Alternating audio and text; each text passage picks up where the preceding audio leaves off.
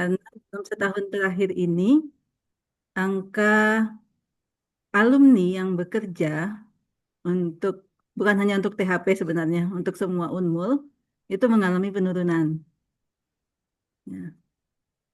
Dan terutama di THP, banyak alumni yang bekerja jauh dari bidang THP. Meskipun sebetulnya kita juga harus melihat pertanian itu dalam arti luas gitu ya. Pertanian dalam arti luas tidak hanya berarti mengolah hasil saja, tetapi seluruh bidang, hampir semua bidang pembangunan itu sebetulnya terkait dengan pertanian.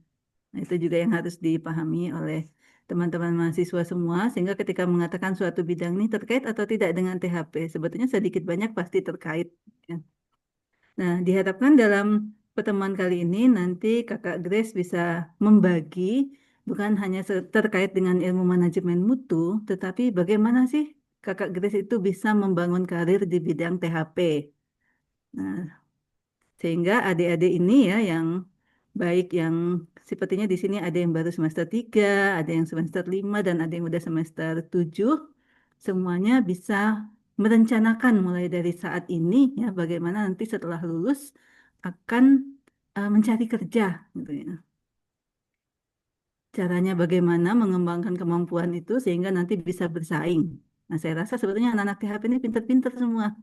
Nah, cuma tinggal membangun strateginya saja bagaimana bisa bersaing dengan perguruan tinggi lain. Ya, baik, tidak berpanjang kata, saya serahkan kepada Kakak Grace untuk melanjutkan sesi kali ini. Saya kembalikan kepada Pak Taufik yang ini sebenarnya alumni juga. Baik, terima kasih. Assalamualaikum warahmatullahi wabarakatuh. Waalaikumsalam. Waalaikumsalam Waalaikumsalam warahmatullahi warahmatullahi wabarakatuh. wabarakatuh. Terima kasih kepada Ibu Dr. Asbita Imawati selaku Ketua Jurusan Teknologi Hasil Pertanian. Baik, langsung saja kita masuk ke acara inti, yaitu penyampaian materi seputar sistem manajemen mutu industri hasil pertanian dan bagaimana cara membangun karir di industri teknologi hasil pertanian. Adapun untuk materi kali ini akan disampaikan langsung oleh pemateri kita, yaitu Ibu Grace Rosalina. Nah, mungkin saya izin Ibu untuk mengikuti Ibu Aswita, yaitu memanggil kakak gitu ya. Iya, Karena panggil kakak kebetulan, saja. iya, karena kebetulan saya sebagai adik tingkat dari Kak Grace ini. Nah, kemudian saya izin untuk share ini.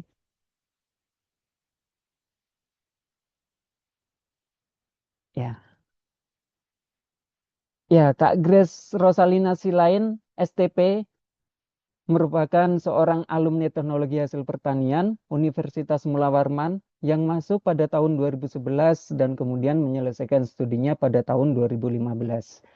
Selama kuliah, aktif dalam organisasi yaitu yang pertama PMK atau Persekutuan Mahasiswa Kristen, kemudian Himpunan Mahasiswa Teknologi Hasil Pertanian, Himalogista, dan kemudian Himpunan Mahasiswa Peduli Pangan Indonesia atau HMPPI.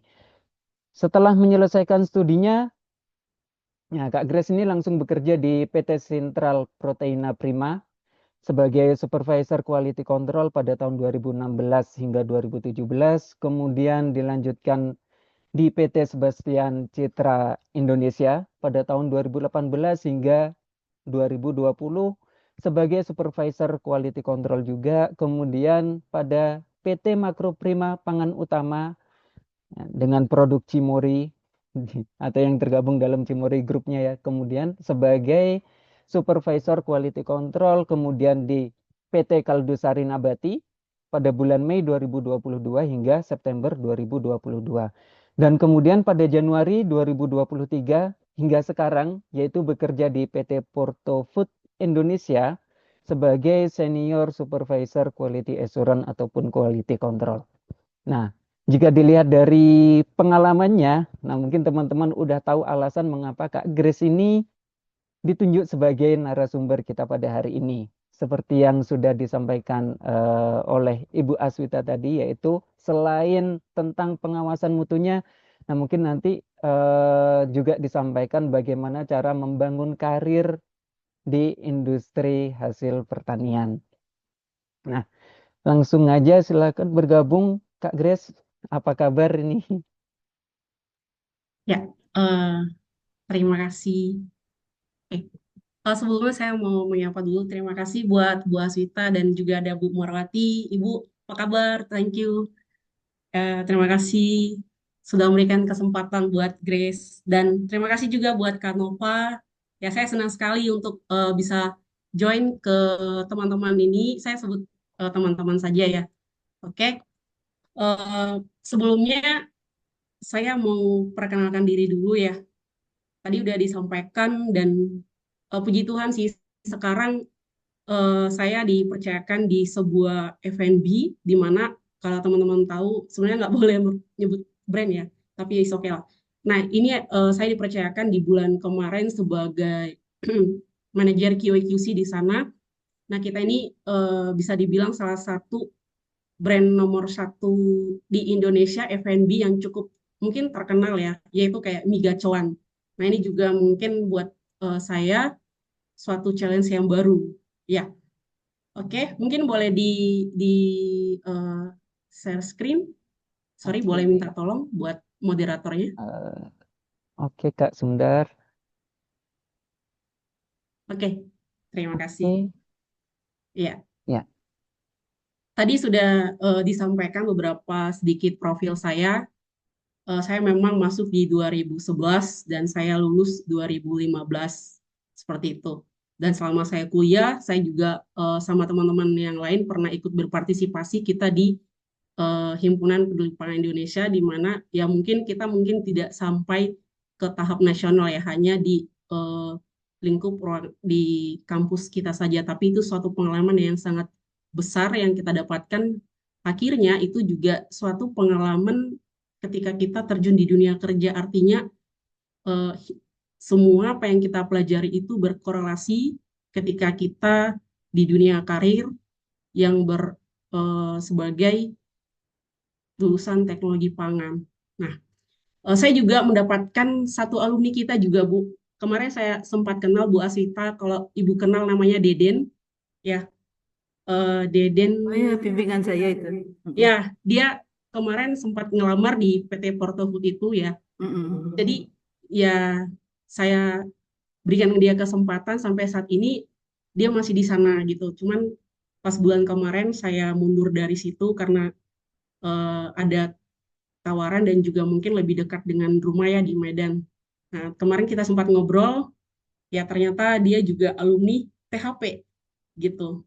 Ya, intinya adalah saya mau sampaikan ke adik-adik ini sebelum kita mau apa namanya masukin materi, yang kita perlu kita pahami adalah eh, ya kita harus pede dulu ya, percaya diri gitu. Jangan merasa insecure atau mungkin minder biarpun kita lulusan dari misalnya tidak terlalu terkemuka, tetapi ada satu hal yang memang kita perlu tahu bahwa kita sama-sama fresh graduate gitu. Kita sama-sama fresh graduate atau lulusan baru, ya artinya kita sama-sama belajar, sama-sama belajar.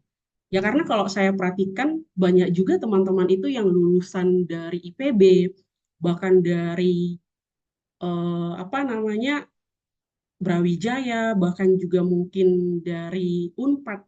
Ternyata ketika kita memasuki dunia kerja itu sama-sama nggak ngerti apa-apa seperti itu. Sama-sama tidak mengerti apa namanya dunia kerja itu seperti apa. Jadi background kita itu alma mater itu tidak selamanya juga membawakan kita bahwa kita ini adalah lulusan terbaik seperti itu. Tapi memang ada beberapa poin penting yang harus kita ketahui ketika kita masuk ke dunia kerja, intinya kita mau bekerja dulu. Seperti itu ya. Karena banyak juga ternyata teman-teman itu yang lulusan-lulusan dari kampus terkemuka, mereka juga nggak mampu mengikuti ritme kerjanya. Ya karena mungkin apa ya, merasa mereka lebih baik, merasa lebih unggul, hingga pada akhirnya yang bertahan adalah ya kita yang mau giat untuk belajar dan mau untuk diproses. Itu sih yang paling penting. Nah, nanti akan kita bahas sejauh mana pengaruh karir kita ketika kita bekerja benar-benar sesuai dengan jurusan kita gitu. Karena ini juga sangat sangat berpengaruh di dalam pengembangan karir kita. Daripada kita hanya memilih untuk misal contoh kerja di bank atau mungkin kerja di perusahaan yang lain gitu ya. Sangat sayang sebenarnya karena ketika kita memilih untuk berkarir di bidang teknologi pangan ini ternyata kita potensinya sangat besar seperti itu. Nah, nanti mungkin akan kita bahas ya kalau teman-teman atau adik-adik ada yang mau bertanya lagi gitu. Oke, mungkin kita mulai saja ya. Nah, eh, kemarin waktu dihubungin sama Kak Nova, saya mendapatkan judul implementasi sistem manajemen mutu di industri hasil pertanian dan membangun karir gitu. Ada beberapa hal yang membuat saya tertarik. Ini kan kita hasil pertanian ya. Karena gini, ternyata kalau di beberapa kampus itu hasil pertanian sama teknologi pangan ini sudah berpisah gitu. Ya, sudah pisah. Artinya kalau teknologi pangan itu mereka sudah punya fakultas sendiri.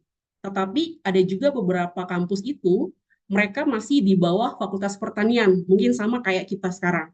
Nah, tapi itu tidak akan menutup kemungkinan buat kita untuk terbatas untuk belajar. Justru dengan hasil pertanian ini kita belajar jadi sangat luas. Benar seperti tadi yang dikatakan sama Bu Aswita, karena kalau pengalaman saya waktu kuliah di sini, saya juga belajar tentang hasil ternak. Dan itu sangat sangat positif banget, sangat banyak hal yang kita dapatkan. Kita belajar hasil pertanian, bahkan kita juga belajar hasil peternakan. Jadi ketika kita di dunia kerja, kita semua dapat ilmunya seperti itu.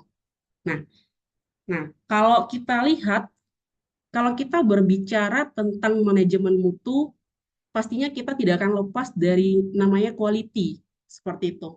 Nah, sistem manajemen mutu ini sangat dibutuhkan oleh semua organisasi, mungkin juga baik juga dalam hal mengajar, ataupun kita mungkin di organisasi atau perusahaan. Nah, contoh mungkin kalau di kita dalam industri, ya kalau industri kita membutuhkan namanya ini adalah quality produk. Nah, mungkin kalau di jasa mereka adalah sangat cenderung untuk bagaimana suatu administrasi mereka itu bisa berjalan dengan baik sehingga mereka tetap menjaga nama baik dari suatu company mereka atau organisasi. Nah, kalau kita berbicara mutu adalah tentu kita tidak lepas dari namanya kebijakan, baik juga perencanaan, baik juga adalah kontrol. Nah, bahkan ini bisa meningkatkan yang namanya kualitas baik produk dan jasa. Seperti itu. Contoh untuk misalnya kita di produk ya. Untuk sistem manajemen mutu ini sangat penting sekali. Kenapa? Karena dengan kita menerapkan sistem manajemen mutu ini, itu bisa meningkatkan kepercayaan customer terhadap organisasi kita. Terus kemudian ada nilai value yang lebih tinggi lagi. Artinya kita mendapatkan dalam arti produk yang lebih berkualitas sehingga kita tetap bisa bersaing dengan company-company lainnya. Nah, itu dia kalau contoh aplikatif di dalam suatu produk. Nah, mungkin kalau untuk jasa, kenapa di sistem manajemen mutu juga sangat penting untuk di bidang jasa? Karena secara administratif ini juga akan membuat suatu organisasi atau perusahaan tersebut mereka juga menjadi misalnya kayak pelayanan yang cepat, tidak mengantri, terus kemudian administrasinya lebih rapi. Nah, itulah yang bisa menjadikan suatu perusahaan atau organisasi bisa cepat untuk bisa bersaing seperti itu. Nah, mungkin next kita akan lihat. Nah, ini dia. Tadi seperti yang katakan adalah kenapa apa sih yang menjadi pentingnya manajemen mutu ini? Nah, selain dia bisa meningkatkan rasa kepercayaan, kita juga menjadi lebih percaya diri, ya, dan lebih termotivasi. Nah, dalam arti apa? Contoh, ketika kita menghasilkan suatu produk dikenal oleh brand-brand yang lain, maksudnya dikenal di masyarakat yang sangat luas, otomatis kita mempunyai brand yang sangat kuat untuk dikenal oleh masyarakat seperti itu. sehingga perusahaan ataupun misalnya organisasi mereka bisa cepat untuk bertumbuh. Dan tentunya mereka mendapatkan nilai value yang sangat tinggi, sehingga mempermudah untuk pengenalan produk kita dikenal oleh masyarakat. Nah, inilah dia sangat penting sekali tentang sistem manajemen mutu ini. Seperti itu. Mungkin next. Nah, ini dia. Kalau kita lihat, teman-teman, contoh hasil pertanian yang dimana sangat mengikat sekali standar mutu yang baik. Selain itu juga meningkatkan nilai jual. Coba kita lihat ya. Ini adalah suatu coklat ya. Coklat itu sampai kita pasti udah kenal ya. Coklat ini bahan bakunya ya seperti inilah. Ketika ini dalam bentuk bahan mentah, terus diolah menjadi suatu produk. Ya teman-teman pasti banyak suka coklat ya, termasuk saya gitu. Nah, ini kalau kita lihat bagaimana dia prosesnya menjadi sebuah produk, itu pasti membutuhkan hasil yang sangat panjang. Nah, ini bisa menjadi produk tidak lepas yang dari namanya sistem manajemen mutu tadi. Hingga dia bisa memiliki nilai value yang tinggi. Dan tentunya memiliki kualitas yang jauh lebih baik. Kalau kita berbicara pengolahan, ini ada pasti nilainya lebih tinggi, baik juga dari segi kandungan vitaminnya, baik juga dari modifikasinya, fortifikasinya. Di sini ada proses seperti itu. Sehingga dia bisa juga dipasarkan dan tentunya harganya juga jauh lebih tinggi dan penyimpanannya juga pastinya jauh lebih baik seperti itu dibandingkan kita tidak mengolah hasil pertanian. Ya, pastinya kan selain dia hasilnya murah, dia juga hanya stuck di sana, tidak berinovasi. Inilah yang membuat kita untuk teman-teman yang sedang berkuliah di teknologi pangan supaya membuka lebih wawasan lagi bahwa industri pertanian itu sangat besar sekali untuk berkecimpungan dengan teknologi pertanian. Nah, kita lihat lagi. Ini ada buah. Ya, salah satu hasil pertanian yang mudah rusak tentu adalah buah. Buah ini kalau kita tidak tangani dengan pasca panen yang baik, dia akan mudah rusak. Ya, 2 hari saja kita biarkan misalnya di suhu ruang yang sangat tinggi, pasti dia udah dari turun mutu, kemudian dia sudah mulai busuk. Nah, ini yang akan menyebabkan apa? Hasil pertanian kita jadi tidak memiliki nilai. Tetapi kalau kita berbicara tentang industri, justru hasil ini bisa menjadi suplemen buat kita semua. Nah, ketika dia diolah dalam bentuk sebuah namanya olahan hasil pertanian hingga dia bisa menghasilkan sebuah jus, nah ini bisa memiliki nilai value yang tinggi seperti itu. Bukan hanya sekedar itu, dia juga nutrisinya dan kadar gizinya juga dia pasti lebih baik dibandingkan kita hanya maksudnya tidak mengolahnya dengan baik seperti itu. Nah, semua ini dibutuhkan yaitu ya tadi proses dan teknologi pangan tadi sehingga hasil ini memiliki nilai jual yang tinggi, tentunya juga bisa memiliki value. Nah, ini juga sayur-sayuran sama ya, teman-teman. Sayur-sayuran ini juga. Kalau teman-teman join di supermarket, sekarang itu kita kalau teman-teman lagi misalnya berkunjung di supermarket, banyak sekarang sayur-sayuran yang kita jumpai dalam bentuk olahan yang sangat modern sekali. Bahkan ada yang dikalengin, bahkan dijadikan keripik, bahkan ada juga mungkin yang apa ya, bisa juga diasinin seperti itu. Kalau di Bogor itu di Jawa Barat kita sangat terkenal dengan asinan buah-buahan dan juga sayur-sayuran. Dan itu sangat disukai oleh masyarakat-masyarakat di sana. Seperti itu. Nah, artinya yang perlu kita ketahui adalah implementasi hasil pertanian terhadap industri itu sangat-sangat modern sekali. Nah, teman-teman, kalau kita lihat proses ini membutuhkan orang-orang yang berprofesional yaitu di bidang teknologi pangan. Tentunya adik-adik yang di sini ya, yang sedang duduk di bangku kuliah. Nah, semua ini diolah menjadi lebih baik, itu tidak lepas yang namanya tadi implementasi yang standar mutu. Dan itu hanya bisa diaplikasikan orang-orang yang bekerja dan yang berduduk kuliah di jurusan teknologi hasil pertanian atau teknologi pangan. Biasanya, biasanya perusahaan-perusahaan itu mereka lebih meng-hire orang-orang yang langsung background-nya dari sana. Seperti itu. Ya meskipun banyak ya jurusan-jurusan lain, tapi untuk secara khusus di bidang proses pengolahan ini, pasti mereka meng-hire orang-orang yang di lulusan teknologi pangan dan teknologi hasil pertanian. Nah, artinya kalau kita lihat di sini, adik-adik, bahwa besar sekali kesempatan kita untuk berkarir di bidang teknologi industri pertanian, baik digunakan, baik juga di teknologi pangan. Nah, apa saja itu peran-peran yang dibutuhkan ketika kita mau terjun ke dalam industri ini? Kita akan lihat ya. Next, coba. Nah, ini dia. Ini ya, teman-teman, prosesnya. Coba kita lihat, ini adalah salah satu contoh implementasi manajemen mutu. Ya. Nah, kalau kita perhatikan, mereka ini, teman-teman,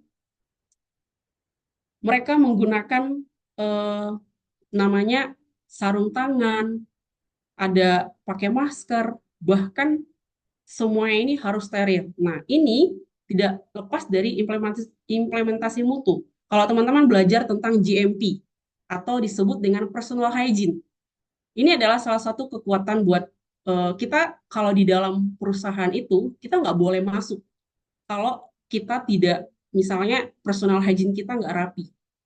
Ya tanpa aksesoris, kukunya nggak boleh panjang, itu disebut dengan grooming, itu harus rapi. Bahkan eh, rambut pun nggak boleh kelihatan, semuanya harus tertutup.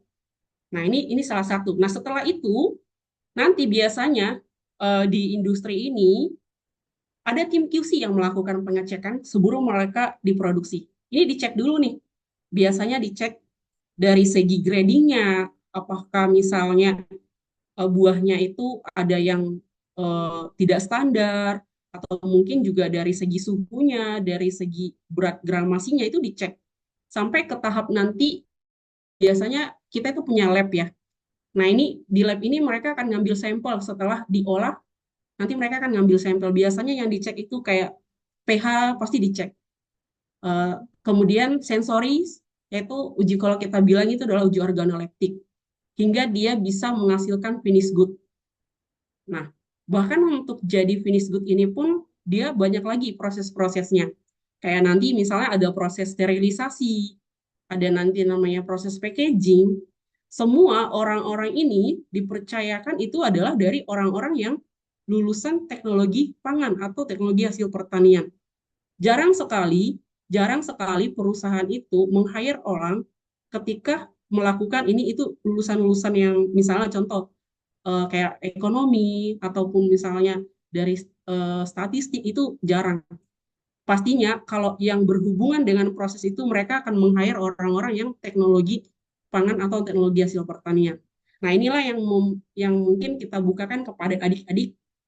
Jangan pernah takut untuk memulai seperti itu. Tapi yang mungkin teman-teman yang harus lakukan adalah menggali, benar-benar mempelajari ilmu yang teman-teman sekarang pahami gitu. Sehingga ketika kita nanti bisa bersaing dengan lulusan-lulusan dari kampus yang lain, itu kita lebih percaya diri.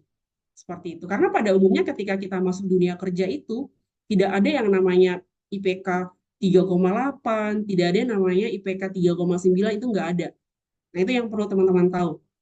Tapi yang ada adalah, ya pahami apa yang kita pelajari waktu kuliah, dan ya yang penting adalah teman-teman juga harus bisa namanya Microsoft Excel ya. Office lah, ya Office. Excel itu adalah dasar. Karena eh, kita itu akan juga nanti banyak berkecimpungan dengan data. Seperti itu. Nah, itu mungkin trik-trik ya. Hal-hal dasar nanti boleh ditanyakan lebih lanjut lagi. Oke, next. Nah, ini dia. Tadi yang saya katakan teman-teman, kalau begitu ya, divisi apa sih yang dibutuhkan ketika kita terjun di food industry ini? Pasti gitu ya adik-adik yang bertanya. Banyak sekali. Ternyata bukan hanya sebagai quality. Teman-teman yang sedang kuliah sekarang, itu potensinya besar. Ada yang namanya sebagai production. Nah, jadi ternyata di dalam industri itu banyak juga kita yang lulusan-lulusan teknologi pangan ini di bagian produksi. Nah, bedanya memang kalau kita nanti bekerja di bagian sebuah produksi ini, kita leadership-nya harus kuat.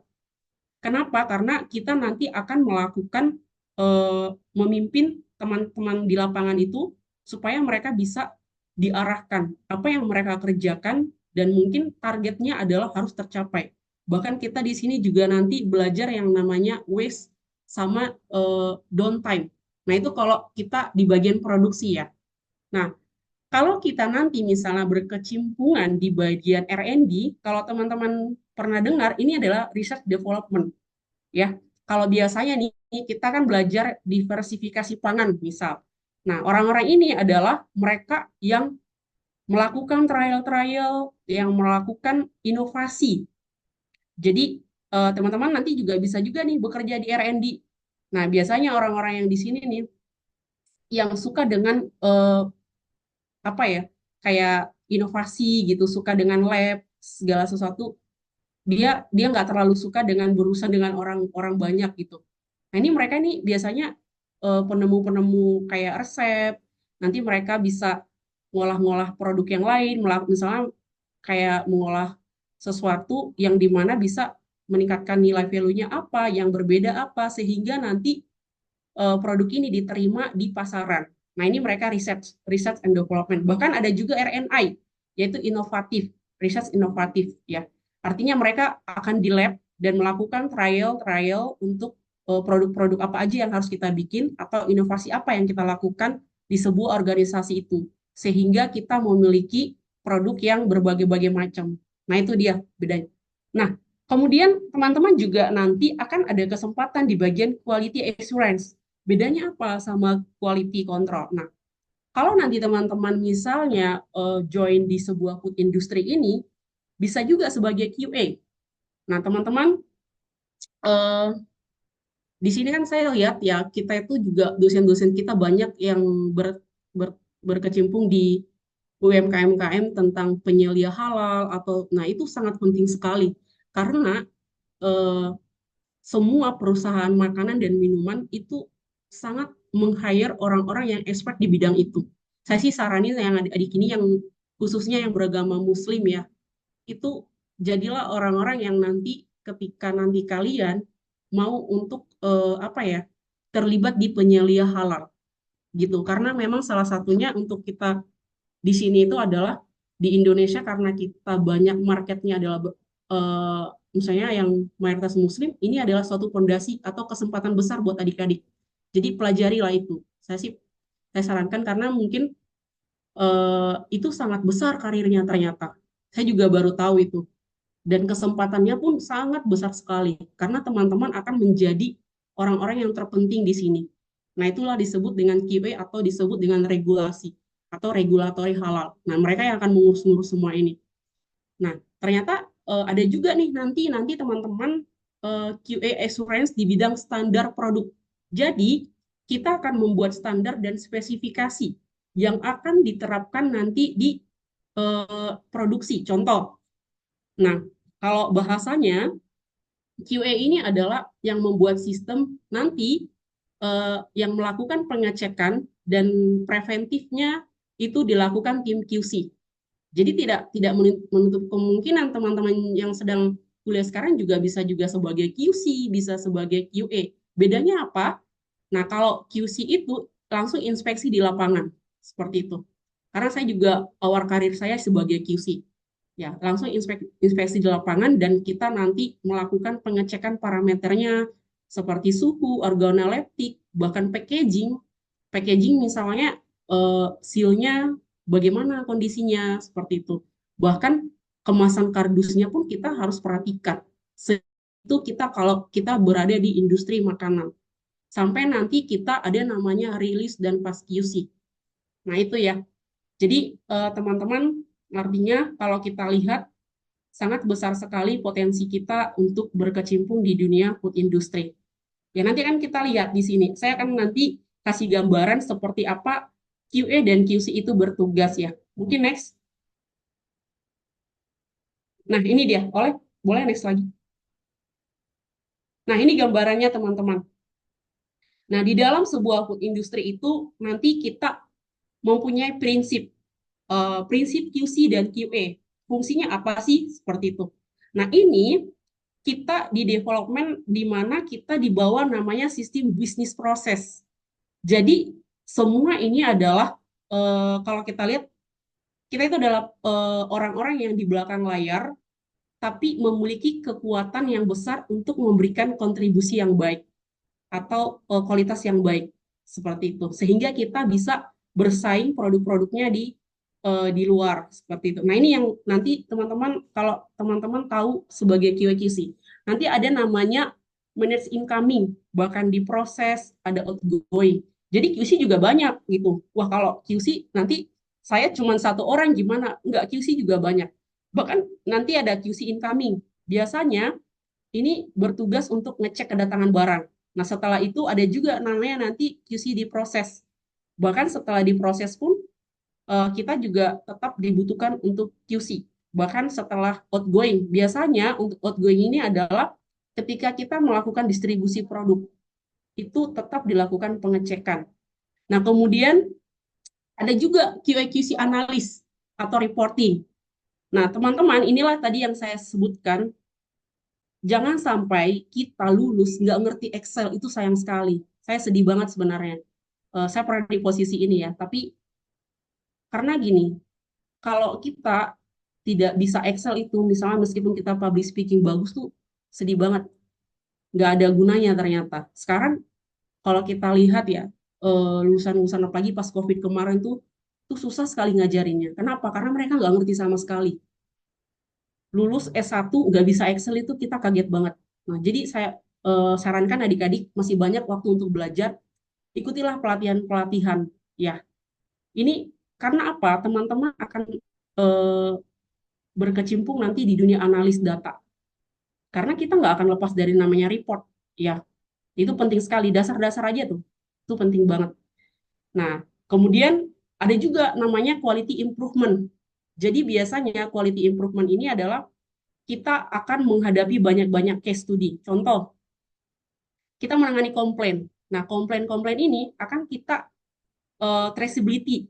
Nah, setelah itu kita akan harus bikin preventif. Loh, ini kenapa bisa terjadi komplain misalnya? Apa yang kita lakukan langkah-langkah berikutnya supaya ini terjadi tidak berulang-ulang?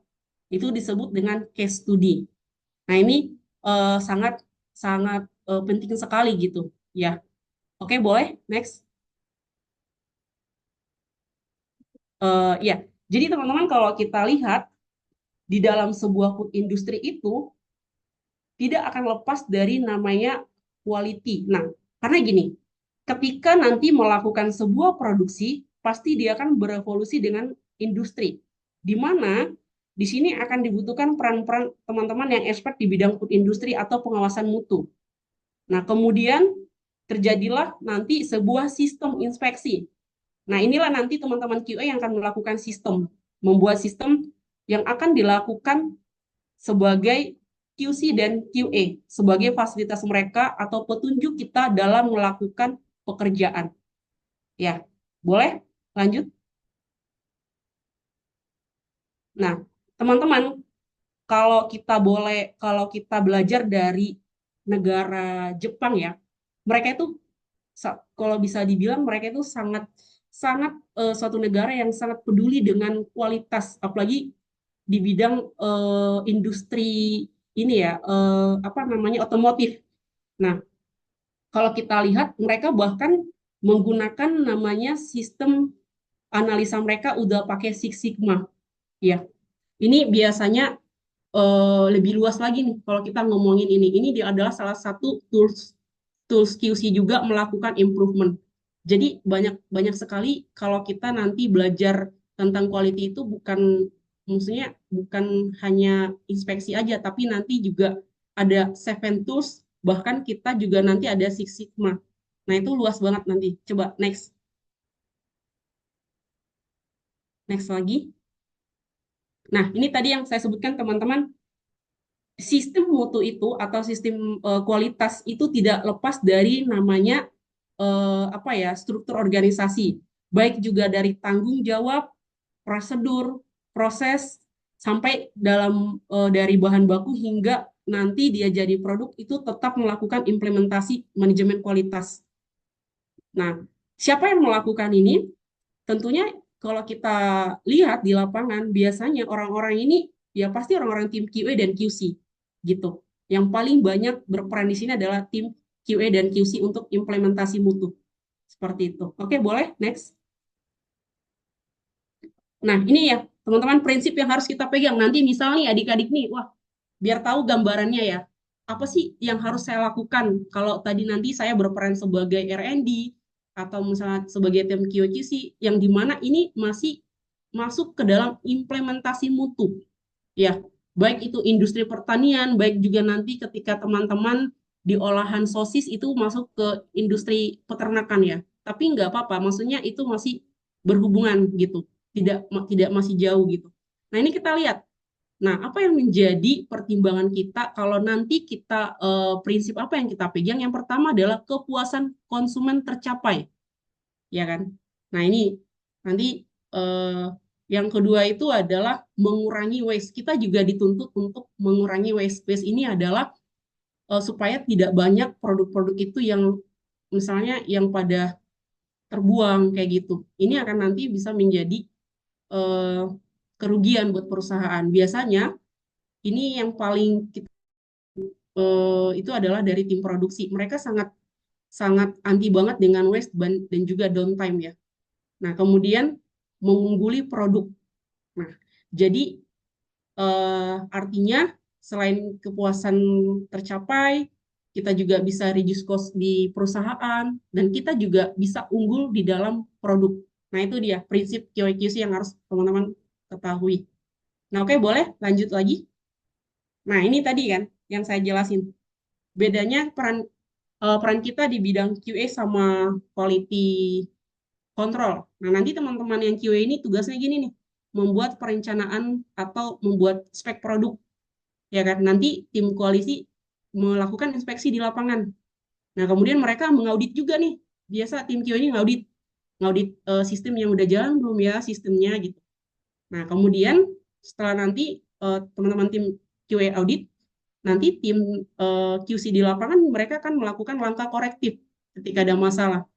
Terus mereka nanti melakukan preventif. Terus dari tim QC nanti melakukan kesesuaian spek produk dengan batas toleransi penyimpangan gitu.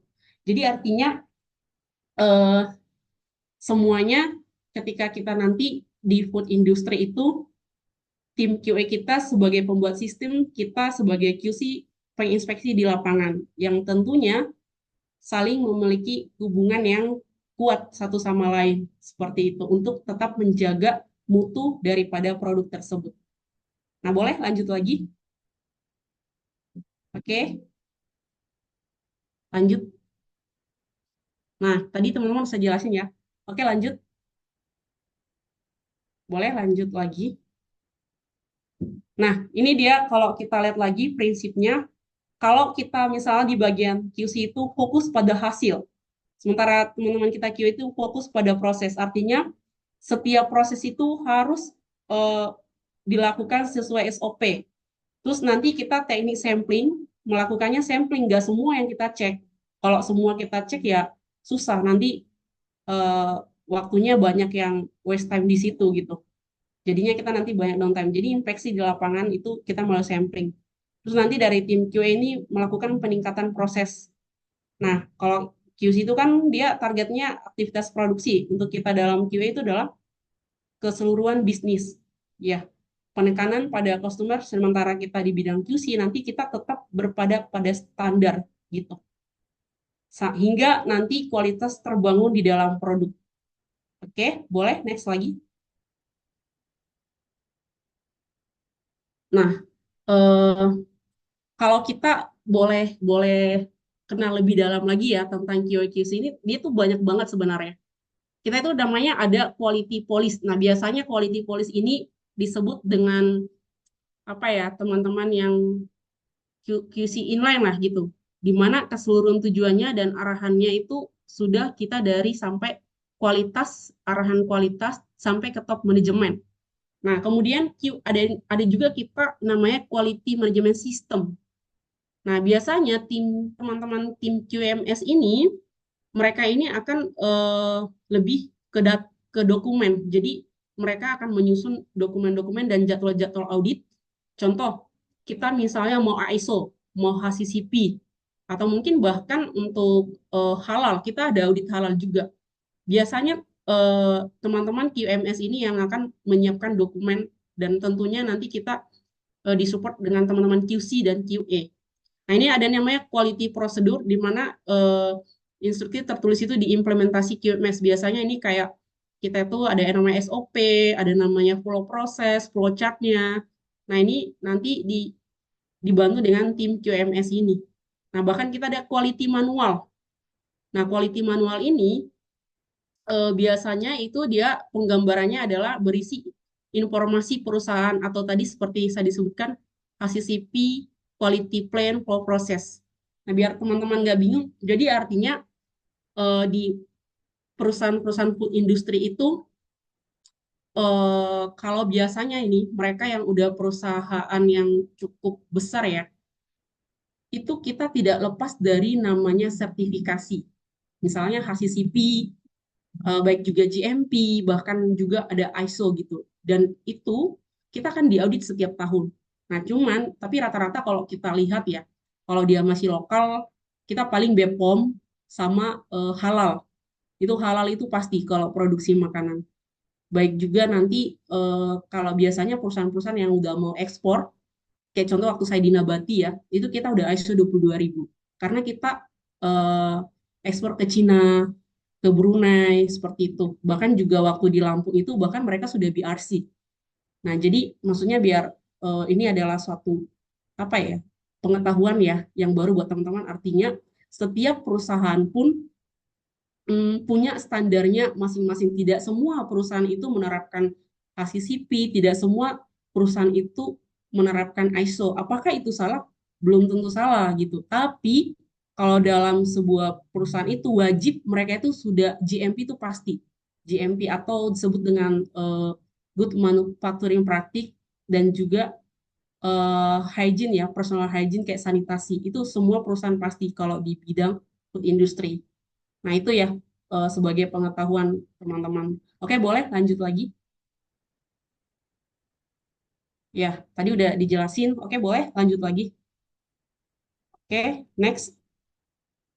Nah, gini, tadi teman-teman kalau kita tadi bisa lihat, tadi kita bicara tentang proses. Nah, ternyata QA dan QC ini juga bagian bisnis proses.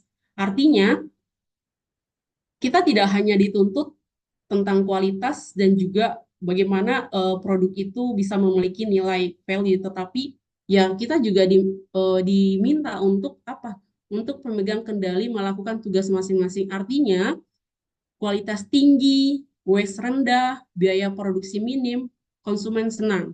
Jadi misalnya nih, nanti kalau misalnya teman-teman sebagai katakanlah misalnya sebagai QC lah gitu kan, ada nih case case diproduksi. Contoh,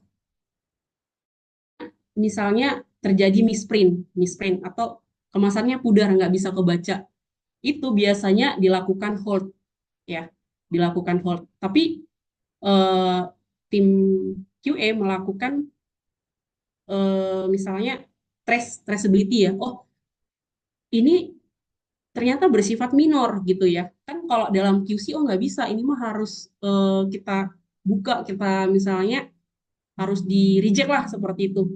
Ternyata kita setelah ditelusuri, oh ini mah masih minor. Artinya minor itu adalah kemasan yang defect yang masih bisa didistribusikan seperti itu. Tetapi dengan punya catatan ke pasar-pasar lokal karena dia informasinya misalnya yang ditampilkan itu tidak bersifat serius atau major gitu. Nah itu kita harus sampai ke sana. Nggak bisa juga oh karena misalnya ada ketidaksesuaian langsung reject. Nggak juga. Karena apa? Karena kita juga bagian dari bisnis proses. Di mana kita memikirkan budgetnya, terus kita juga memikirkan tentang apa namanya biaya reduce produksinya. Kalau misalnya ini kita misalnya reject, berapa kerugiannya? Tetapi kalau misalnya itu udah bersifatnya serius atau major, nah itu pasti di reject. Contoh, nanti misalnya teman-teman eh, menemukan suatu produksi, misalnya ditemukan ketidaksesuaian, salah resep lah misal, wah itu pasti harus di reject. Nah, atau misalnya kemasukan benda asing gitu, itu pasti di reject. Kenapa? Karena ini sudah masuk ke dalam namanya food safety, ya kan, keamanan pangan. Bukan lagi kita berbicara tentang food quality, ya kan, karena kualitasnya nggak bagus, wah berarti nggak bisa, bukan. Tapi kita udah namanya lebih ke food safety-nya, oh nggak bisa, ini udah nggak bisa, mau nggak mau apa, di reject. Nah itu, jadi nanti artinya adalah kalau kita berbicara tentang bisnis proses, banyak hal yang kita pikirkan. Bukan berbicara tentang kualitas lagi, tapi kita berbicara tentang cost, kita berbicara profit, kita juga tentu berbicara dengan kepuasan pelanggan kita. Seperti itu. Mungkin next. Nah, itu ya, teman-teman. Ini contohnya tadi nih. Kalau kita di bisnis proses, ya apa saja sih bisnis proses ini, seperti apa sih, Kak? Mungkin gitu ya.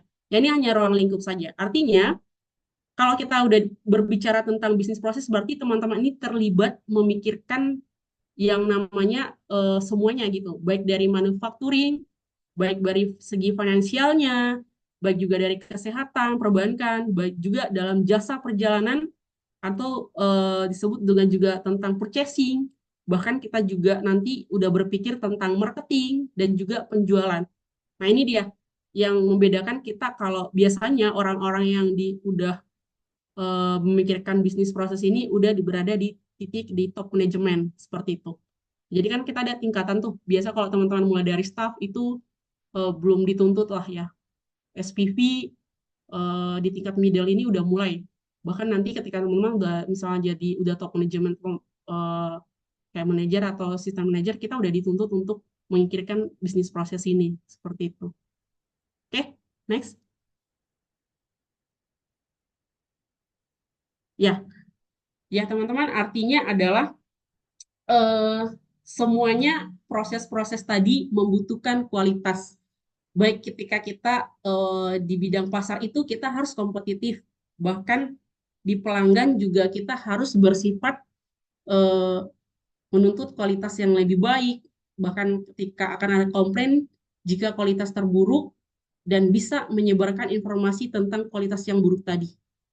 Nah, makanya di zaman teknologi sekarang itu cepat banget loh, segala sesuatu itu beredar ya. Misal ketika ada nanti ketidaksesuaian, wah ditemukan nih sama customer, itu langsung viral, langsung viral. Bahkan kayak eh, kayak kemarin ya, waktu itu baru-baru ini, misal ada salah satu brand F&B, misalnya mereka sudah melakukan ekspansi besar-besaran. Ternyata setelah dicek, misalnya dalam satu minuman kemarin, oh mereka belum, misalnya belum halal nih, belum belum halal gitu. Itu bisa bisa jadi bumerang juga buat buat company atau perusahaan tersebut gitu. Jadi memang kita apa ya? Kalau ngomongin tentang kualitas, bukan hanya dari manajemen mutu. Kalau kita ngomong implementasi mutu, bukan berbicara tentang kualitas, tapi semuanya gitu. Oke, next.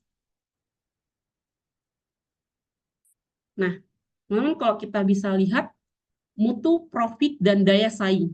Ya, apa saja yang faktor-faktor itu? Yang faktor penentu persaingan antara lain itu adalah misalnya pertumbuhan industri.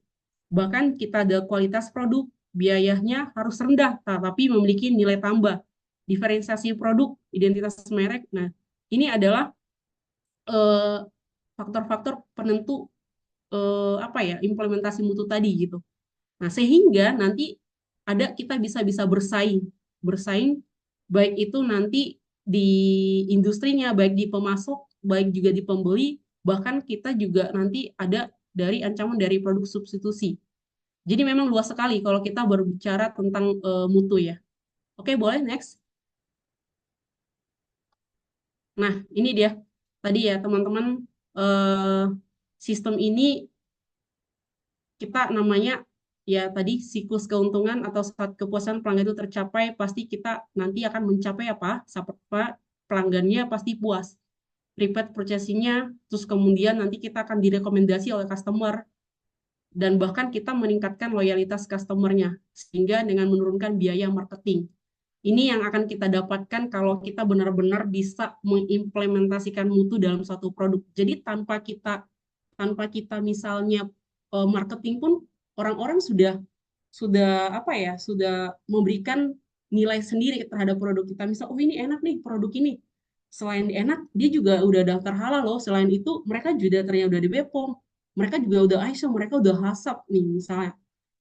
Kemudian ini juga udah dikenal oleh semua orang gitu. Jadi artinya adalah pelanggan kita itu nanti mereka akan berperan sebagai marketing gitu.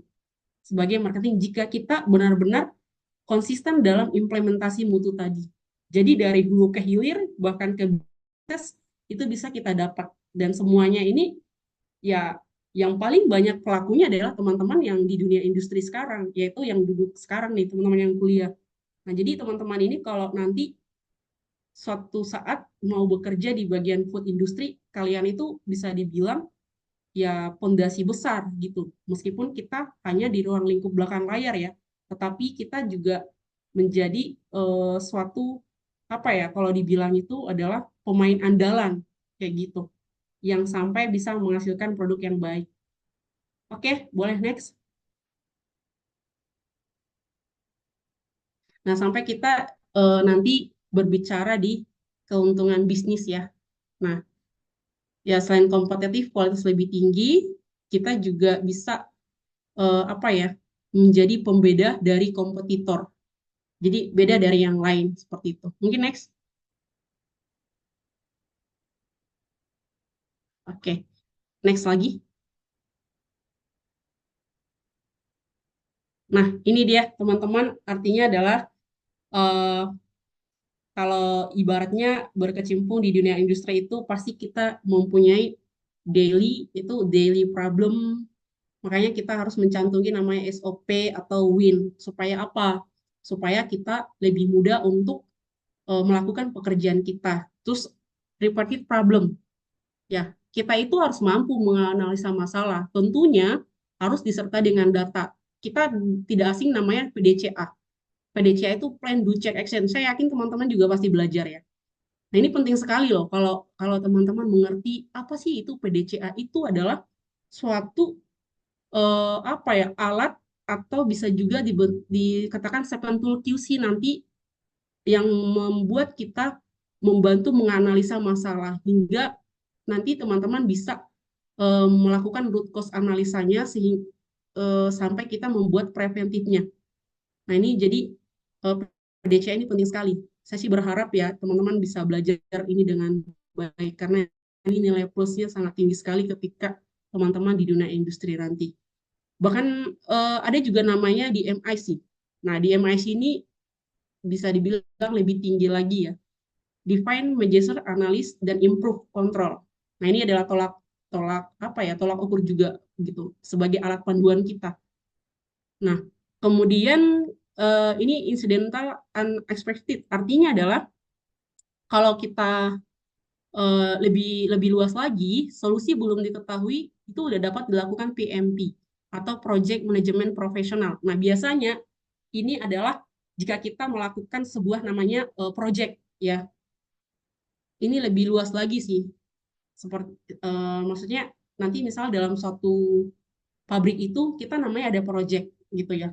Kalau teman-teman tahu nanti ada namanya tim gugus kendali mutu lah kayak gitu. Mereka akan dilibatkan namanya suatu project, bagaimana menganalisa atau mungkin membuat value supaya bisa reduce cost gitu. Nah, itu biasanya kepisah timnya. Nah, itu sih. Boleh? Next.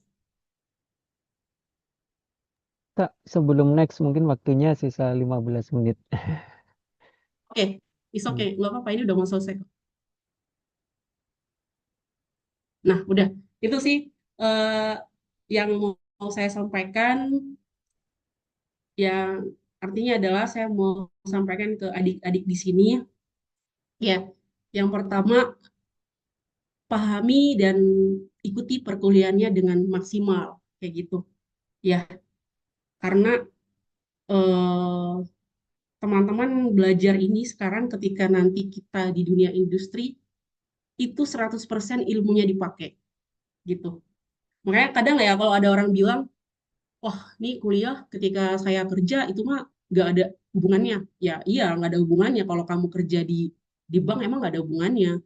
Ketika kamu kerja di tambang emang nggak ada hubungannya. Tapi kalau bisa kita kerja sesuai dengan jurusan. Kenapa sih kita harus kerja dengan sesuai jurusan kita itu? Karir up-nya juga jauh lebih bagus teman-teman. Karir up-nya kita gitu. Coba ya, mana ada perusahaan memperkerjakan yang tidak sesuai dengan related jurusan. Contoh bank. Oke lah kamu di hire. Jadi apa sih di sana? Paling juga jadi CS, ya kan?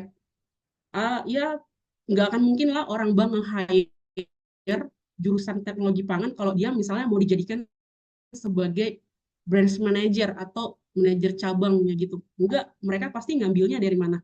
Dari orang ekonomi gitu. Nah, ya apa ya? Artinya kalau kalau boleh ini sih sarankan jangan takut untuk berkarir di dunia food industry atau di jurusan teman-teman karena itu menjadi kekuatan kekuatan karir kita untuk naik level tuh jauh lebih bagus gitu. Yang penting kita bisa berkompetisi dan mau kerja dan kerjanya ya harus jujur gitu. Jangan pilih-pilih, ya dilakuin aja gitu. Mungkin itu aja sih dari saya. Terima kasih ya buat Pak Taufik. Nanti jika ada mungkin yang mau ditanyakan boleh. Nanti ya kita saling sharing lah seperti itu. Thank you. Selamat sore. Baik, terima kasih untuk Kak Grace. Jadi untuk teman-teman itulah tadi materinya pada hari ini. Jadi tadi udah disampaikan bahwa sebenarnya banyak sekali posisi jika kita udah terjun di dunia industri. Mulai dari produksi, ya kan, kemudian ada apanya R&D atau R&I, kemudian tentang quality. Nah, tadi juga disebutkan bahwa salah satu bidang yang paling penting yaitu tentang industri halal ya Kak Grace ya. Nah, jadi teman-teman jika mau ingin lebih mendalami tentang suatu proses halal, nah itu bisa dipelajari selama di perkuliahan atau mungkin juga bisa gabung di Halal Centernya Universitas Mula Warman. Nah, Betul. jadi supaya lebih punya pengalaman lebih. Oke, mungkin kita lanjut ke ini ya Kak Grace ya, ke sesi tanya jawab. Bagi teman-teman mahasiswa, jika ada yang ingin bertanya bisa raise hand secara langsung atau mungkin bisa menuliskan pertanyaannya di kolom chat.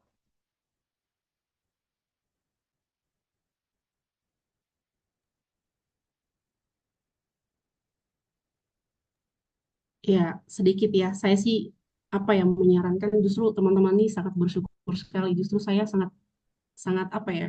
Kenapa sih nggak dari dulu ya praktisi mengajar ini dilakukan gitu sehingga waktu kita masuk dunia kerja nggak kaget. Itu sih makanya baik bagus bagus banget lah. Jadi nanti teman-teman nggak shock gitu gimana menghadapi dunia kerja. Oke, Ya, silakan. Mungkin betul teman-teman sekali. silakan. Ya, mungkin yang pertama tadi ada dari Sulis, silakan. Baik, terima kasih Mas Taufik. Mbak Chris, mungkin dulu juga nggak ketemu ya. Saya juga berangkat tahun 2011, pulang 2016. Jadi nggak sempat ketemu. Terima kasih sekali atas eh, sharing pengalaman.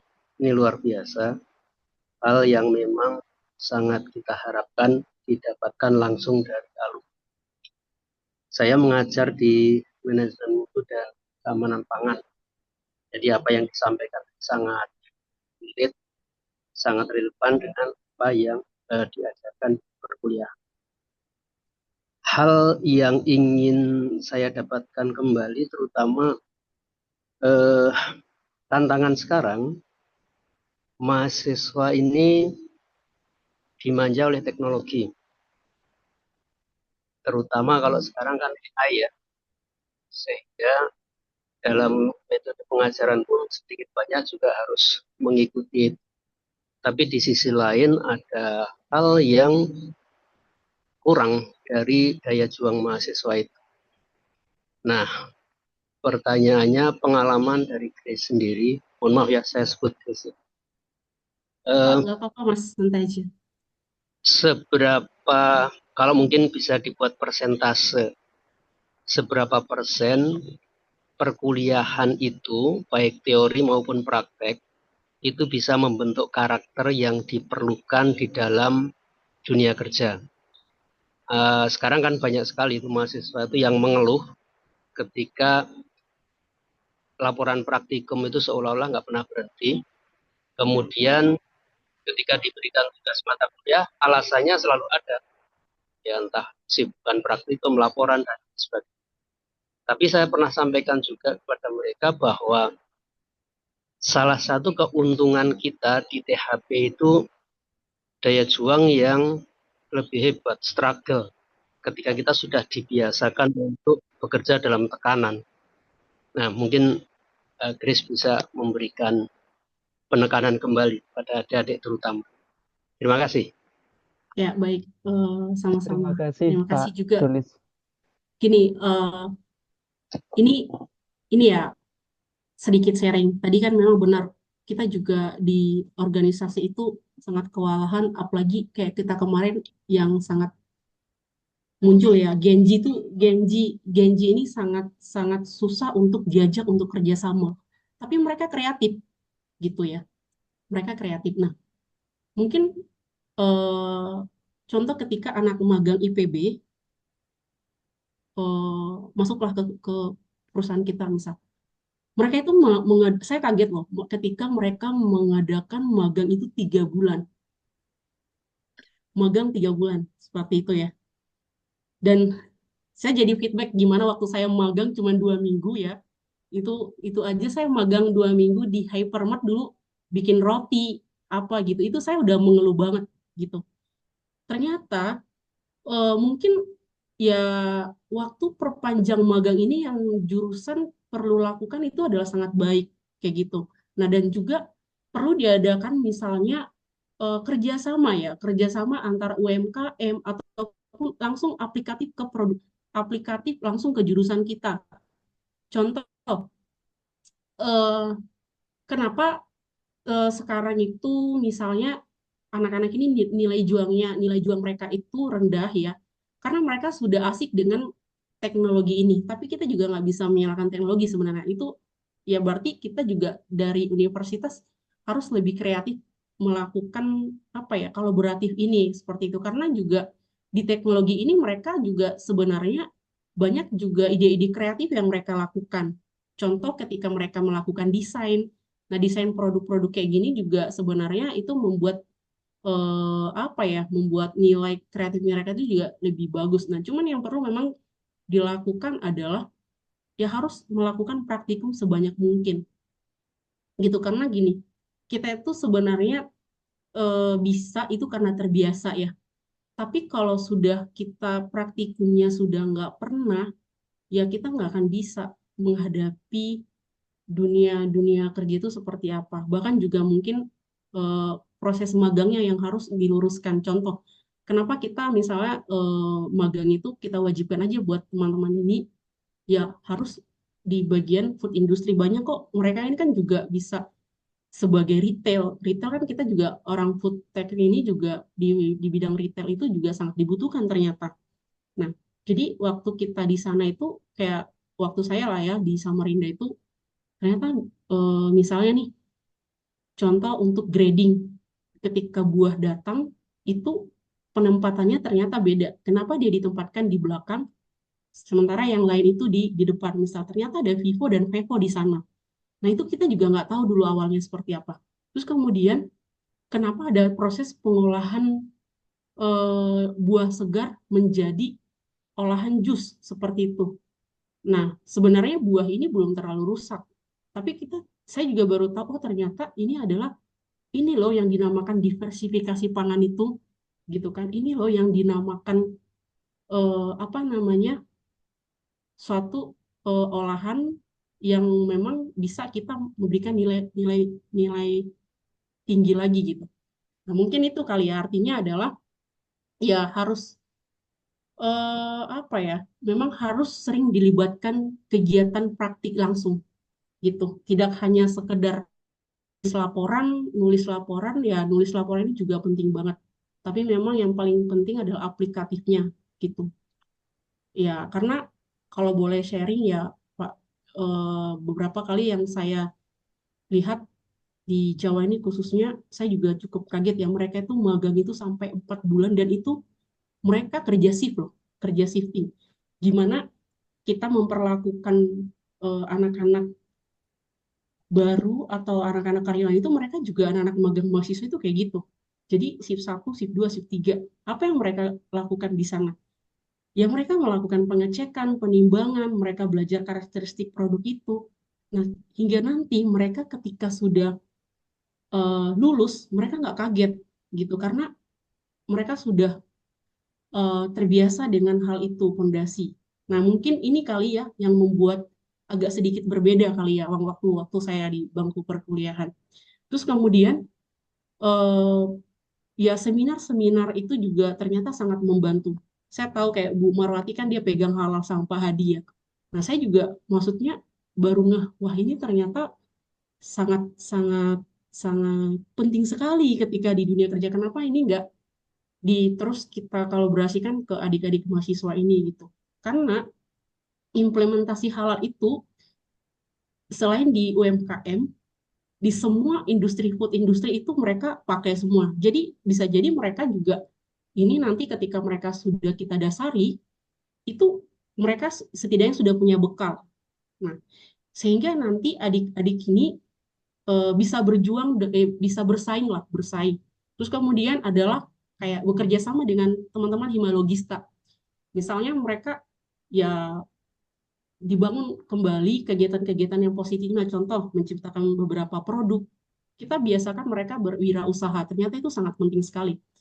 Nah, saya juga baru tahu justru kayak teman-teman IPB ini salah satu kunci mereka sebelum lulus itu mereka harus praktikum mereka itu adalah mereka harus bikin produk dulu dan mereka jualan gitu. Mereka buka stand jualan, bahkan saya ke sana ya misalnya, loh itu ini apa gitu. Ini salah satu eh, apa ya persyaratan mereka kalau lulus gitu. Yang penting mereka lakukan dulu aja. Nah, ternyata hal-hal ini yang mereka terbiasakan dengan sering praktik itu membuat nilai juang mereka jadi lebih kreatif dan bahkan mungkin lebih lebih berapa ya kalau kita bilang lebih berjiwanya lebih semangat gitu. Nah itu ya mungkin saya cuman bisa bagi sharing kayak gini sih Pak. Artinya adalah ya pengarahan sih mungkin lebih lebih tepatnya lagi kepada adik-adik ini dan untuk apa mereka kuliah di jurusan hasil pertanian itu mereka harus tahu dulu dan ketika nanti mereka keluar jadi apa. Nah itu sih yang mungkin yang bisa saya sharingkan gitu Pak. Kurang lebihnya seperti itu. Nambah sedikit, kalau misalnya ini ya, misalnya Grace diberikan flashback dulu waktu kuliah itu sebenarnya apa yang disesali kenapa dulu nggak dilakukan. Seandainya ada kesempatan untuk kembali lagi kuliah waktu dulu, apa yang ingin diperbaiki? Kalau saya sih dulu mungkin masih ini ya, masih masih related banget lah. Cuman mungkin dulu kita tuh yang kita sayangkan adalah himalogista kita gitu. Hima ini mungkin karena nggak ada yang membimbing juga kali nggak disalahkan juga ya. Artinya kegiatan UMKM ini sebenarnya kegiatan mahasiswa jurusan ini kalau kita dorong dengan langsung aplikatif ke ilmu teman-teman ini itu jauh lebih membantu gitu kan. Artinya ya apa ya? Ya dimanfaatkan untuk sebagai tempat memang teman-teman adik-adik ini sebagai kreatif lah gitu.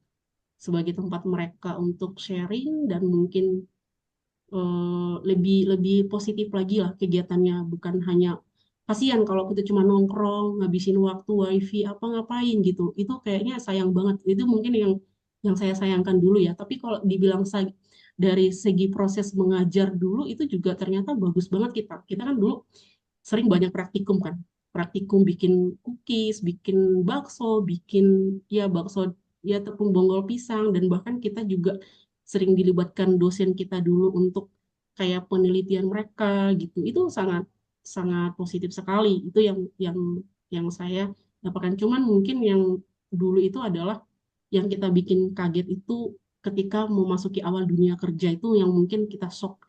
Mungkin kalau magang kita dulu diwajibkan harus 3 bulan, kita nggak sekaget itu. Tapi ya itu kembali lagi ya. Tapi ya artinya adalah semuanya tetap harus ada feedback dari mahasiswanya juga harus mau gitu. Misal jangan sampai nanti tim kita pengajar ini sudah berjuang, tapi anak-anaknya juga nggak mau, ya itu juga susah gitu sih. Paling itu sih Pak dari saya. Terima kasih, Chris. Ya, Sukses buat sama-sama. Chris ya. Ya, terima kasih untuk pertanyaannya dari Pak Sulistyo Prabowo dan juga kepada Kak Grace.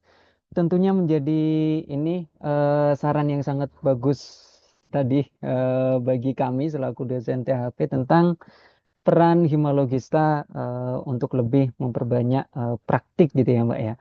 Nah, kemudian kita juga udah punya 2 pertanyaan. Yang pertama tadi ada dari salah satu mahasiswa yaitu yang bernama Saina. Saina? Ini Mas Taufik ini kan ketua Himalogista juga ya. Ya Pak, pernah. Nah, harus itu Sorry, harus saya disampaikan. bukan mengkritik Himalogista, maaf ya Bapak Ibu, tapi Oh enggak, ya itu itu masukan kerinduan kita. itu Gitu. masukan konstruktif yang sangat bagus. Memang ya saya pernah jadi kaprodi sehingga saya juga memahami itu sangat-sangat penting. Tapi ya kembali lagi nanti ya. Mohon maaf ngambil waktu lagi. Ya Bapak. Monggo jika ada yang mau dilanjutkan Bapak.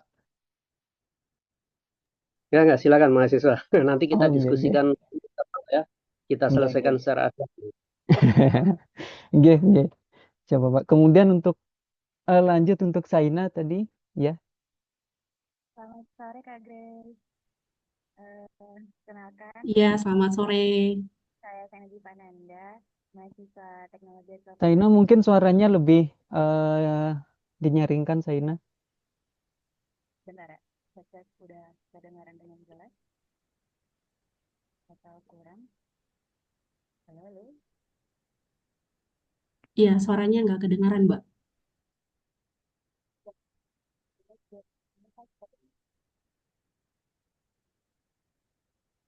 Atau saya type aja kali ya Kak. Masih belum ini Saina, masih belum terdengar. Ya, atau mungkin sambil Saina ini memperbaiki ininya audionya, kita ke pertanyaan yang ada di chat terlebih dahulu, Kak Grace. Ini dari Jidan Sibuwea, Oke, boleh, Bu. angkatan 2023. Pertanyaannya yaitu, perkenalkan saya Zidan Sibuwea, izin bertanya Kak Grace sebagai seorang manajer QA atau QC. Keterampilan teknis dan soft skill apa yang paling krusial dan harus dikembangkan oleh mahasiswa atau lulusan baru? Ya, dia di sini mungkin akan menjadi fresh graduate agar dapat membangun karir yang sukses di bidang industri hasil pertanian, khususnya di posisi manajemen mutu. Nah, itu di luar dari kakak yang udah kakak sampaikan tadi. Nah, mungkin bisa dijawab untuk Kak Grace. Oke, terima kasih pertanyaannya. Saya mau kasih tahu nih ke adik-adik, jangan berpikir, wah ini keren nih udah jadi manajer nih, wah keren banget. Nggak begitu juga ya. Jadi gini, artinya kita harus siap di proses teman-teman. Gitu. Apa sih, mungkin gini ya kayak pertanyaannya kali ya. Langkah apa yang saya lakukan sebagai fresh graduate misalnya? Ya, tadi kan udah saya katakan yang pertama, soft skill yang penting adalah komunikasi. Itu yang kedua. Yang pertama. Terus yang kedua ya, teman-teman tolong jangan sampai teman-teman dulu tidak mengerti Microsoft Office. Aduh, itu sayang sayang banget. Kenapa? Ya karena saya juga korban juga sih sebenarnya gitu ya. Ya kita mungkin di zaman saya dulu karena 2011 kan itu kita melek-melek komputer, laptop itu ya bahkan kalau saya lihat dulu ya di 2011 itu laptop itu yang mahasiswa yang punya laptop itu bisa dihitung jari. Ya kita nggak se apa ya nggak ada yang membukakan kepada kita ternyata Excel itu dunia itu adalah fondasi kita dalam bekerja itu sih. Please jangan ada yang nggak ngerti Excel, bikin malu kampus nanti. Belajar Excel. Ya, itu penting sekali. Dasar-dasarnya saja. Dasar-dasar komputer kan kita ada tuh. Nah, ikuti pelatihan. Di kampus kita itu banyak banget kalau saya lihat ada sering jangan pelit-pelit lah ke ilmu, ya kan.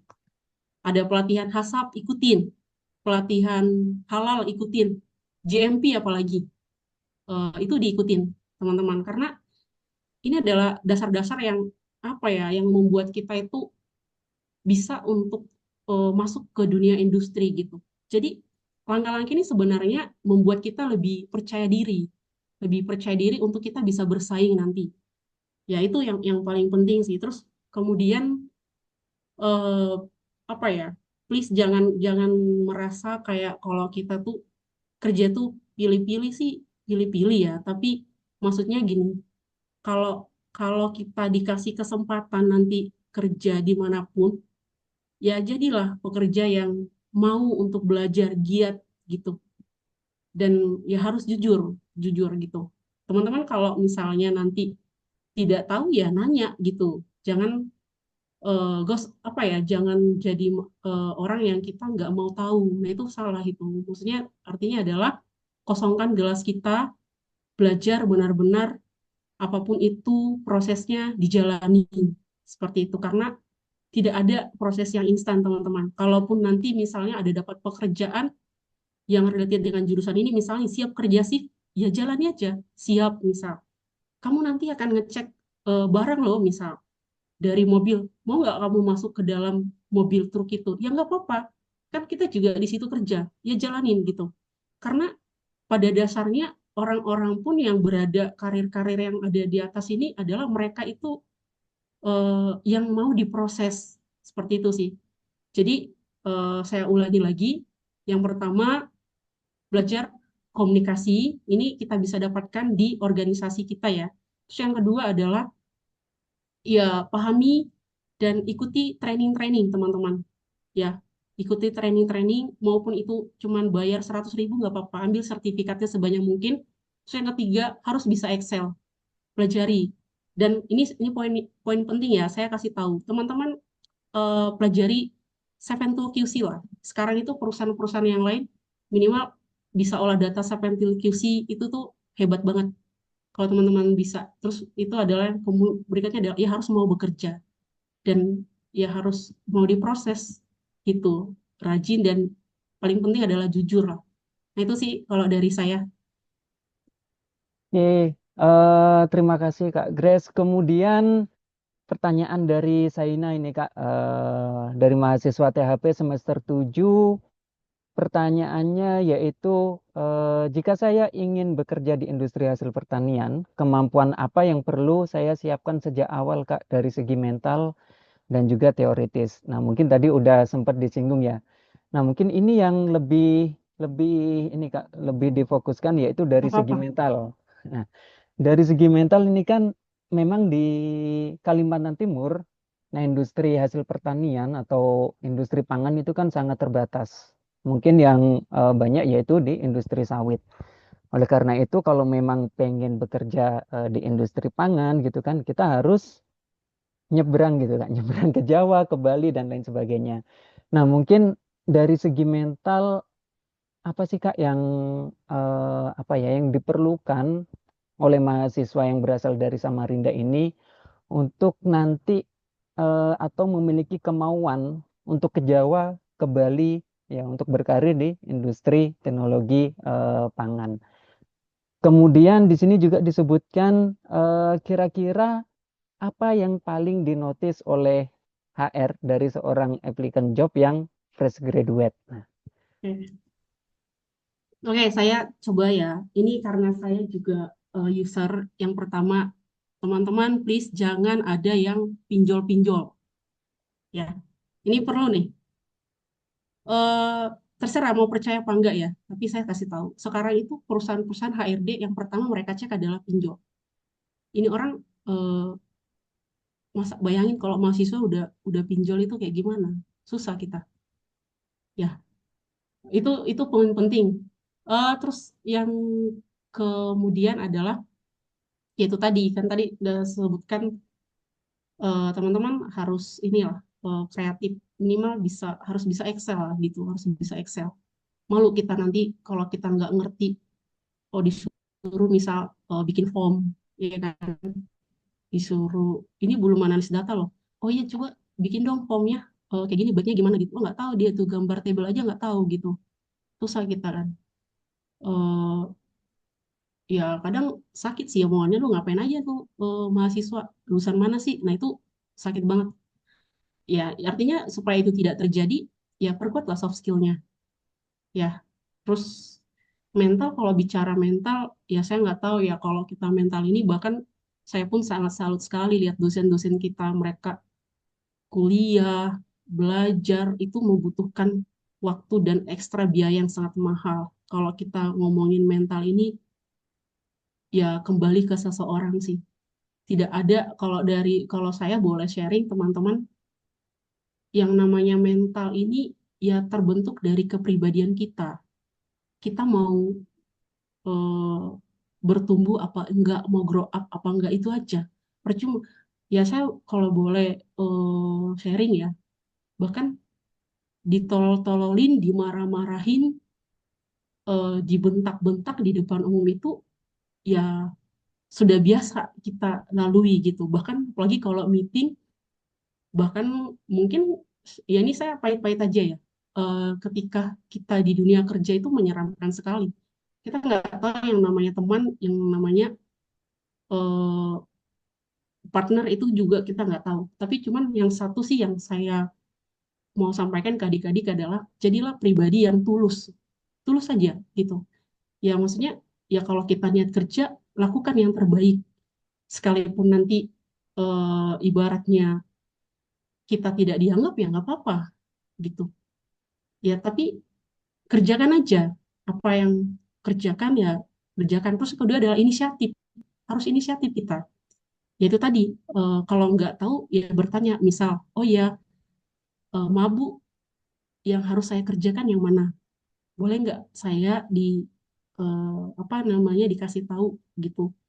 Nggak ada yang namanya dunia pekerjaan seperti yang teman-teman kuliah sekarang, oh ya hari ini kita belajar tentang satuan operasi, ini ya rumusnya, tolong ya kita mau UTS, tolong pelajari, itu nggak ada ya. Jadi memang ya teman-teman masuk ya udah dibiarkan aja kayak gitu. Makanya kita bertanya, Bu, maaf saya mau misalnya contoh kecil ya, eh, pengen tahu produk ini, boleh nggak saya baca SOP-nya? Ada nggak Bu panduannya? Gitu. Jadi artinya adalah inisiatif. Nah, selain itu ya kita harus banyak bertanya. Itu jangan diam, diam aja. Just sorry, kayak kemarin juga ada salah satu alumni kita ya namanya Deden ini. Ya mungkin jujur aja kalau saya boleh boleh jujur, kalau bukan karena alma mater saya juga kemarin kayaknya waduh ini gimana ya gitu ya, tapi ya itulah nggak tahu kenapa emang kalau udah jalan seseorang ada rezekinya ada aja gitu, ya kita terima dia gitu, ya dia aja gitu ya kan. Tapi kita coaching, yang penting anaknya mau belajar, oh ini A, ini B, ini C, tolong dilakukan ya, dia mau, dan dia orangnya kreatif gitu, dia bisa Excel, dia bisa data. Nah ini kalau dia udah nggak kreatif, udah nggak inisiatif, lo mau gimana, susah. Nah itu sih. Jadi artinya adalah saya yakin lah kalau teman-teman punya dasar-dasar ini, dengan kita dibilang kekuatan mental apapun itu, ya selagi tidak ada kekerasan fisik, jalani aja gitu. Itu sih karena gini, karena kita itu sekarang adalah perusahaan-perusahaan itu sangat banyak efisiensi. Efisiensi artinya pekerjaan tiga kerjaan itu kalau nggak bisa dikerjakan dua orang, ya udah Jadi artinya yang mau kerja, yang mau siap, itu yang mereka pakai. Nah, itu adalah apa ya? hmm, Pahitnya yang kita dapatkan. Tapi ya itu nggak akan selamanya teman-teman mengalami kayak gitu. Paling kita ya kayak gitu tuh ya hanya 1 bulan 2 bulan. Kalau nanti udah 3 bulan misalnya teman-teman kalau udah expert, udah jago, ya itu udah mengalir aja gitu, ngalir. Justru makanya nanti dengan ini ya makanya saya bilang tadi teman-teman harus terus belajar. Justru kalau nanti teman-teman udah punya skill, udah soft skill itu perusahaan yang nyari kita gitu ya kan. Oh, eh, makanya perlu sekali ada LinkedIn kita itu kan. Nah, update tuh terus itu, tapi bukan berarti kita hanya bagus di profil ya. Kita juga harus fokus di skill. Jadi artinya adalah kita tidak selamanya nanti di tingkat dasar. Enggak, paling kita di tingkat dasar itu hanya 6 bulan saja. 6 bulan. Tapi kalau nanti teman-teman 6 bulan ke atas, kan kita sebenarnya pekerjaan itu ya, kalau kita temui sehari-hari itu aja gitu. Apalagi kalau kita bisa kerja dengan cepat, nah itu kita yang dilirik ya. Apalagi kalau bisa kita bisa semuanya ya, kita bisa diandalin gitu kan. Ya kita kerjakan aja gitu. Kita kerjakan. Nah, itu nanti teman-teman akan dapat promosi. Ya, oh ini bagus nih dari segi akhlaknya dia, dari segi disiplin, segi komunikasi, dari segi pengelolaan emosinya, bagus banget nih anak. Oh, kita naikin jadi leader ya. Terus kita lihat, oh iya leadershipnya bagus, trouble shoot-nya bagus, dalam dia menanggapi masalah bagus. Kita promosi jadi supervisor ya. Nah, itu akan beriringan gitu. Jujur saya pun sebenarnya tidak pernah mengharapkan posisi yang ibaratnya ya sebenarnya saya nggak mau sih disebut tadi kayak manajer-manajer gitu karena saya juga masih probation sebenarnya. Tapi ya namanya kalau kita udah ada rezeki ya ya kita jalanin gitu. Tapi ya kita buktikan dengan kita sudah di tingkat top manajemen ini nanti berarti kita tadi seperti yang saya jelaskan, oh kita bukan di ruang lingkup quality lagi, tapi kita sudah ke bisnis proses. Bagaimana kita nge-regis cost, bagaimana kita untuk melakukan turun komplain ini, gimana kita nge-lead tim kita. Nah, itu akan apa ya, mengikuti secara berkesinambungan, teman-teman. Itu hanya didapatkan oleh orang-orang yang mau belajar, ya kan? Jangan ketika udah dimarahin dikit, langsung resign, lo mau kemana? Kita dimarahin sedikit, disuruh bikin laporan, udah mengeluh capek. Ya susah, gitu. Karena ya itu adalah pembentukan di awal kita. Mungkin itu sih dari saya. Nah, itu mungkin ada tambahan sedikit, Kak. Selain melalui LinkedIn, apakah ada aplikasi lain yang digunakan oleh perusahaan atau tim untuk merekrut para pekerja? Banyak, Nah, ya. banyak sekali. Kita ada namanya job street, ya kan? Saya pun jujur kalau waktu saya fresh graduate, saya nggak ada orang dalam. Saya juga berawal dari nol. Saya job street itu, saya tahu job street tuh, ya saya tanya sama kakak-kakak tingkat, Kak, kakak ngelamar kerja dari mana? Oh, coba deh bikin job street. Terus ada namanya kita sekarang JobsDB, banyak ada namanya sekarang apa ya? Ya link itu salah satu. Terus banyak lah. Coba deh dicari di Google. Tapi hati-hati ya dengan eh, apa ya? Kalau misalnya ada rekrutmen yang minta duit, yang minta kayak misalnya tiket di bawah apa ya? Bayar tiket dulu gitu, itu nggak benar. Itu penipuan gitu. Tapi mungkin teman-teman kalau misalnya ditawarkan untuk interview misalnya di luar Jawa gitu, di Jawa misalnya luar Samarinda. Tapi kan sekarang kita bisa Zoom ya, ya ditawarkan saja. Paling HR-nya juga mau kok. Ya udah Bu, nanti saya ke sana kalau saya sudah ada hasilnya mau ya gitu. Misal kita lihat via Zoom dulu gitu, bisa kok. Jadi gitu. Ya Oke, hati-hati, tetap harus hati-hati ya. ya. Baik, mungkin itu untuk Jidan dan Saina. Yang paling penting yaitu peningkatan kompetensi diri, komunikasi, ya kan, kemudian soft skill, terutama Microsoft Office. Kemudian perbanyak mengikuti pelatihan, entah online course ataupun short course gitu. Kemudian jangan pernah takut mencoba. Nah, itu untuk Jidan. Dan kemudian untuk Saina, mungkin tadi yang perlu dinotis untuk semua mahasiswa lain juga jangan pernah untuk melakukan pinjol. Karena sekarang itu sangat diperhatikan oleh para pencari kerja ya Kak ya. Nah, kemudian untuk aplikasi itu ada Linked, kemudian Jobstreet, mungkin juga Indeed ya. Mungkin yang 3 aplikasi terbesar untuk mencari kerja. Nah, karena waktunya udah sore nih Kak, mungkin kita udahin sesinya untuk sesi tanya jawab sampai di sini. Jadi untuk selanjutnya eh, ya kita masuk ke dalam sesi penyerahan sertifikat yang akan diserahkan oleh Ibu Dr. Aswita Emawati. Apakah Ibu masih berada di room, Ibu?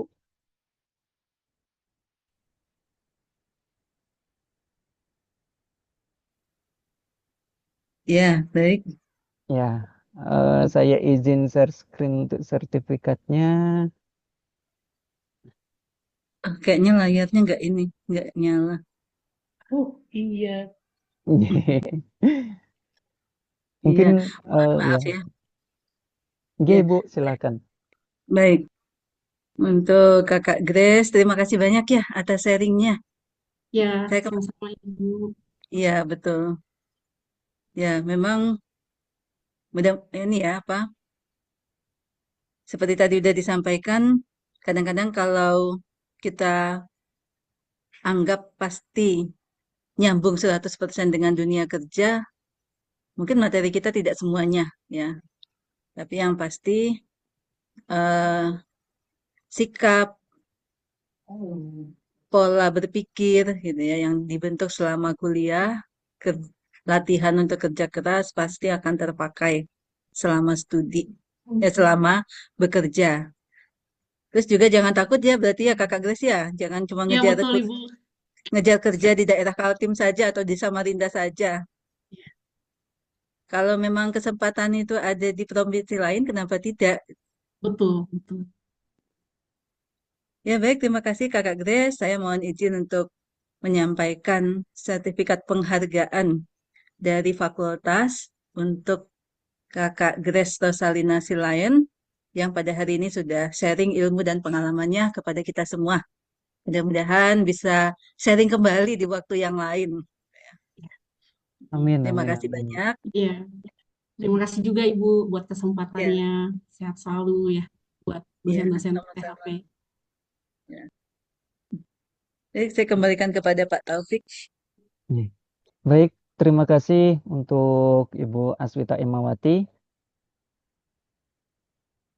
Baik teman-teman, sebelum kita menutup kegiatan pada hari ini, mari kita dokumentasikan kegiatan hari ini terlebih dahulu. Jadi silahkan untuk dibuka ininya, dibuka kameranya teman-teman.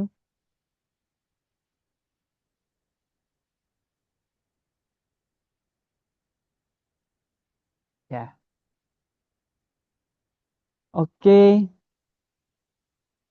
Ya, saat saya izin untuk dokumentasi untuk slide yang pertama.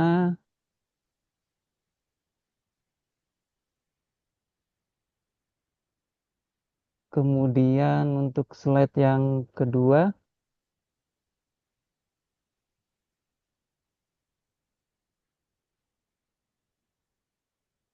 Oke.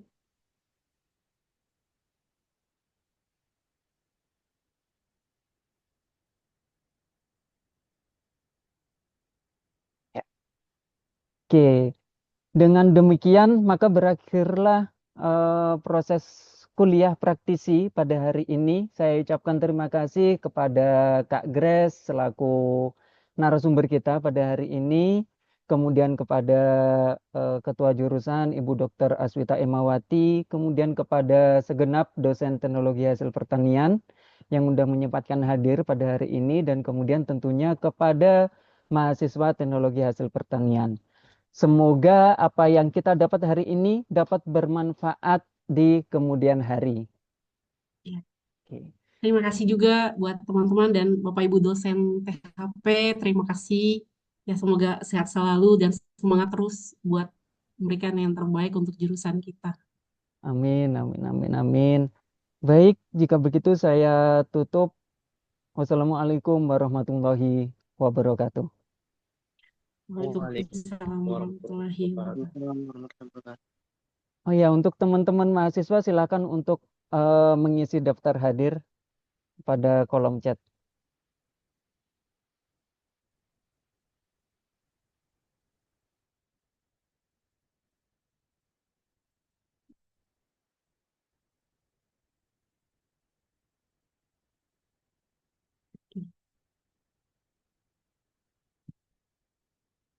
Saya izin live ya, teman-teman. Terima kasih. Ya, terima kasih banyak, Grace.